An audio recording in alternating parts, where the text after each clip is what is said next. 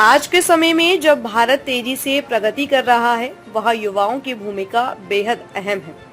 लेकिन एक चिंताजनक तथ्य यह है कि देश के युवा वर्ग में हृदयाघात का खतरा तेजी से बढ़ता जा रहा है। विशेषज्ञों के अनुसार यह समस्या अब एक स्वास्थ्य आपातकाल की तरह सामने आ रही है।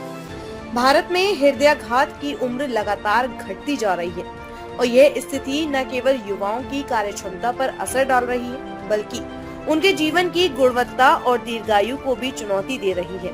रोहतक के प्रसिद्ध कार्डियोलॉजिस्ट डॉक्टर आदित्य वत्रा के अनुसार भारतीय युवाओं में हृदय रोग का खतरा जोखिम कई कारणों से अधिक है। इनमें प्रमुख है आनुवांशिक प्रवृत्ति, अस्वस्थकर खानपान, तनावपूर्ण जीवन शैली, धूम्रपान और अत्यधिक शराब का सेवन। भारत में छोटी कोरोनरी धमनियां, उच्च इंसुलिन प्रतिरोध और बढ़ता प्रदूषण इस खतरे को और गंभीर बनाते हैं। अध्ययन बताते हैं कि भारत में 40 वर्ष से कम आयु के लोगों में भी 25% हार्ट अटैक के मामले दर्ज हो रहे हैं, जो कि पश्चिमी देशों की तुलना में कहीं अधिक है।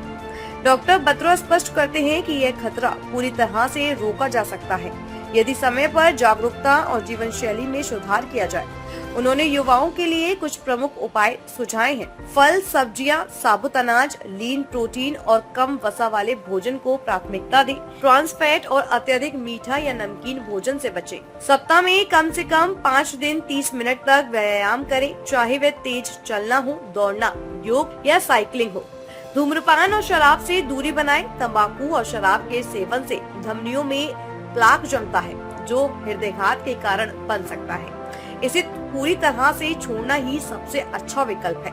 आज की तेज रफ्तार जिंदगी में तनाव बहुत आम हो गया है, लेकिन ध्यान और योग और गहरी सांसों की तकनीक से इसे नियंत्रित किया जा सकता है। 25 वर्ष की आयु के बाद साल में एक बार ब्लड प्रेशर, कोलेस्ट्रॉल और ब्लड शुगर की जांच करवाना जरूरी है। 7-8 घंटे की गहरी नींद न केवल शरीर को आराम देती है, बल्कि हृदय को भी स्वस्थ रखती है। युवाओं को हृदयाघात को केवल बुजुर्गों की बीमारी मानने की सोच से बाहर आना होगा। डॉक्टर बत्रा के अनुसार शुरुआती लक्षणों को नजरअंदाज करना खतरनाक हो सकता है।